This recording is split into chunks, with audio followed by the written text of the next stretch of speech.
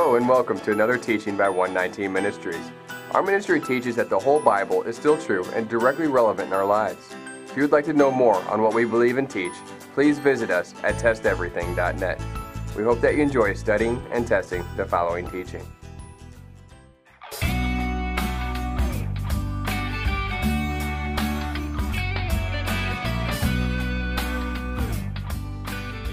Some accuse our Messiah of setting aside the law of Moses. Contrary to Matthew chapter 5, verses 17 through 19, they teach that our Father has no interest in His people obeying all the commandments of God. They teach that we are to no longer observe the seventh-day Sabbath, eat only clean things, or other such commandments that we find in the Bible. However, unless we believe our Messiah sinned, our Messiah did not set aside the law of Moses. For example, the author of Hebrews associates the setting aside of the law of Moses to be sin. Hebrews chapter 10. For if we go on sinning deliberately after receiving the knowledge of the truth, there no longer remains a sacrifice for sins, but a fearful expectation of judgment, and a fury of fire that will consume the adversaries. Anyone who has set aside the law of Moses dies without mercy on the evidence of 2 or 3 witnesses.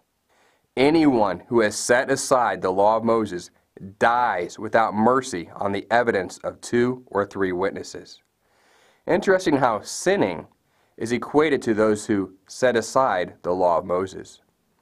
Notice how the word dies in Hebrews chapter 10 is in present tense. More specifically, it is in the singular present active indicative form in the Greek. This can be validated in any Greek concordance that reveals to you the tense and mood of the verb. The fact that the word dies was in present active indicative form is so hard for the Greek translators to understand that the older translations chose to translate it in the past tense anyways. Did you catch that? Why did they do this? Contrary to what the text said. Because in their mind, the law of Moses was no longer applicable.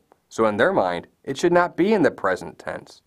In other words, their preconceived theological beliefs about the law of God caused them to translate the present tense Greek text into past tense English. Here's an example of the intentional mistranslation appearing in the King James Version. Hebrews chapter 10, verse 28, King James Version. He that despised Moses' law died without mercy under 2 or 3 witnesses. Do you see that? Past tense. However, those that understand that the law of God written down by Moses is still just as applicable today as it was for Yeshua and as it was for Sinai, then the fact that the word dies in verse 28 is in present tense is no problem if one knows that the law of God still applies today. In fact, it makes perfect sense because the law of God is not something that was, but in fact still is. So just like Yeshua did not set aside the law of Moses, neither are we. We are not to set aside the law of God, but the law of God is to set us apart. We hope that this teaching blessed you. And remember, continue to test everything. Shalom.